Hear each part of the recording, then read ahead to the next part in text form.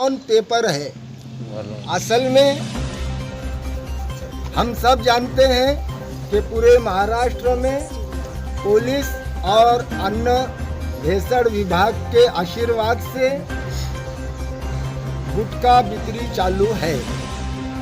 अचानक कल औरंगाबाद कमिश्नर साहब को नींद खुल गई और उन्होंने टपरी वालों पर धाड़ मारने का काम शुरू कर दिया।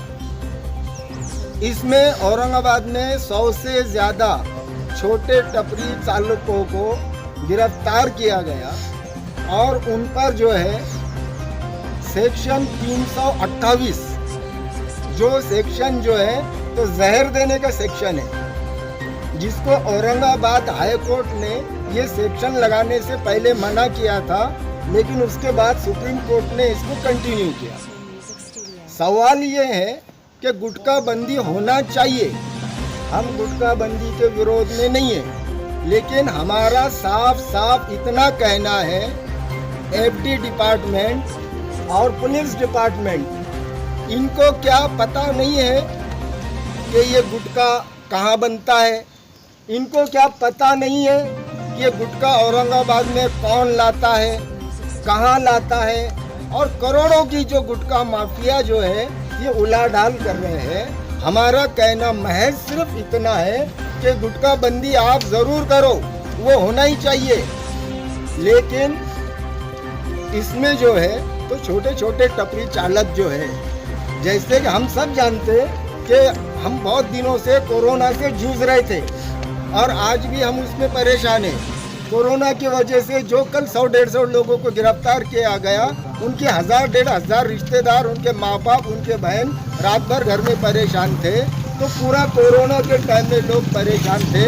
अब ये जो लोगों को कल आपने गिरफ्तार किया था, इनमें से कई लोगों के घर के लोग कोरोना में एक्सपायर हुए, कई लोग जो है तो इलाज करके वापस आए। ये गोर गरीब लोग बड़े मुश्किल से अपनी ज़िंदगी को पटरी पर लाने की कोशिश कर रहे हैं और इसमें आप इस तरीके से उनको धाड़ मारकर, इस तरीके से उनको अटक करके और 328 जैसे कलम लगा के उनको जेलों में डालने की आप अगर कोशिश कर रहे हैं, तो हम समझते हैं ये पुलिस डिपार्टमेंट का गलत रवैया है, ये गलत कदम है। भले ही वो कानून है, लेकिन कानून ये जनता के भलाई के लिए होता है, जनता के फायदे के लिए होता है। गुटखा बंदी ज़रूर होना चाहिए, लेकिन औरंगाबाद के जो बड़े बड़े गुटखा माफिया है, जो करोड़ों रुपए इसमें डालते हैं और करोड़ों रुपए इसमें से निकालते हैं, वो गुटखा माफिया को आप अरेस्ट कीजिए। आपने जो भी आंदोलन छेड़ा है गुटखे के बारे में, अगर ये आपकी मांगनी पूरी नहीं होती,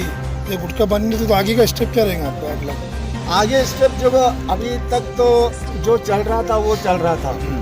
आप लोगों के माध्यम से हम ये आह्वान करते हैं पुलिस डिपार्टमेंट को भी, गुटखा माफियाओं को भी और एफडी डिपार्टमेंट अन्न भेषण विभाग को भी, इसके बाद औरंगाबाद में किसी भी हाल में गुटखा बिक्री नहीं होगा। इसके लिए आप लोग विकास परिषद काम करेगी। औरंगाबाद से गुटखे को टोटल जड़ से खत्म करने के लिए अब लोग विकास परिषद मैदान में आ चुकी है।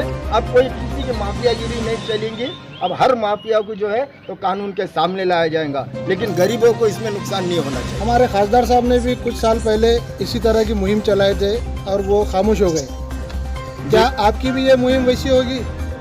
देखिए, खासदार साहब क्यों खामोश हो गए थे इसके बारे में तो वो ज़्यादा बेहतर बताएंगे। खासदार है, बड़े आदमी, हम छोटे मोटे लोग हैं, छोटी मोटी पार्टी है, ऐसा उनका भी कहना है। लेकिन एक बात आप लोगों के सामने बता देता हूँ, कल जो जुल्म हुआ है इसके बारे में कई लीडर्स के पास फ़ोन गए, कई लीडर्स से मदद मांगी गई, लेकिन कोई भी पार्टी, कोई भी पक्ष का आदमी सामने नहीं आया। कि उनका कहना है कि पुलिस जो कर रही है वो सही है। पुलिस जो कर रही है वो किस हद तक सही है ये मैं भी जानता हूँ, आप भी जानते हैं, लेकिन उनको डर लग रहा है। और हमारा मानना है कि हक बात कहने से आपको अगर डर लगता है तो आप बुज़दिल कार्य करता है या फिर लोकतंत्र खत्म हुआ है। लोकतंत्र में मैं क्या चाहता हूँ ये मुझे बोलने का अधिकार है, मेरा जो डिमांड है वो मुझे रखने का अधिकार है, उसे मान्य करना नहीं करना ये प्रशासन का काम है। एक मेमोरेंडम दिया गया जिसमें दबे कुचले और कमज़ोर ताजिर जो पान टपरी वाले कहलाते हैं वो किसी तरह से अपने घर का जो है तो पालन पोषण कर रहे हैं। कोरोना काल में हर कोई परेशान है, लेकिन एक छोटी सी चीज़ को एक टारगेट बनाकर उनको गिरफ़्तार किया जा रहा है, उन पर तरह तरह के मुकदमा जो है तो आयद किए जा रहे हैं और वो बहुत ज़हनी तौर पर जो है तो ज़हनी अजियत में मुब्तला है। वो सवाल में हमारा ये है कि ठीक है, ये गुटखा खाना, गुटखा जो तो बेचना, ये जो है तो सरासर गलत है और ये गुटखा जो फैक्ट्रियाँ चल रही है तो इस पर जो है तो हुकूमत जो है तो इसकी नज़र क्यों नहीं है, ताकि वहाँ पर जो है तो अरबों खरबों रुपए के हफ्ते के लेन देन है।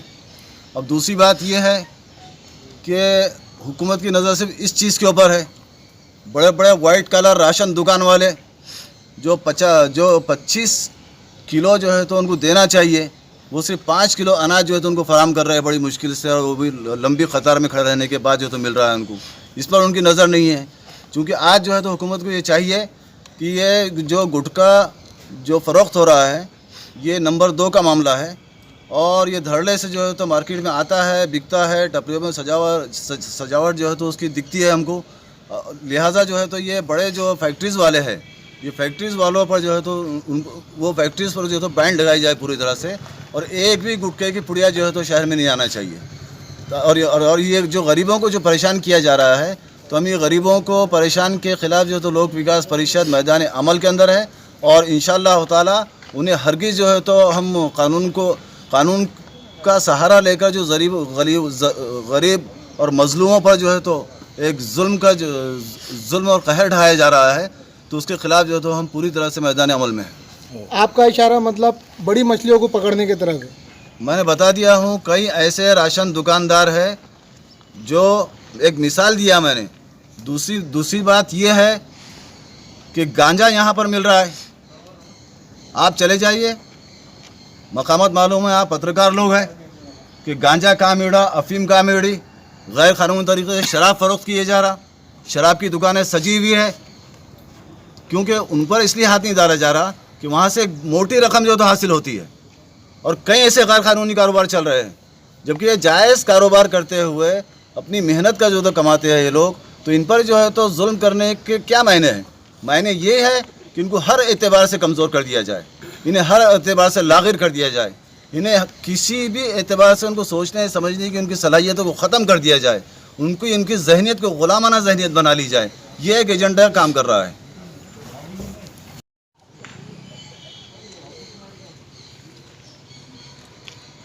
आगे दो आगे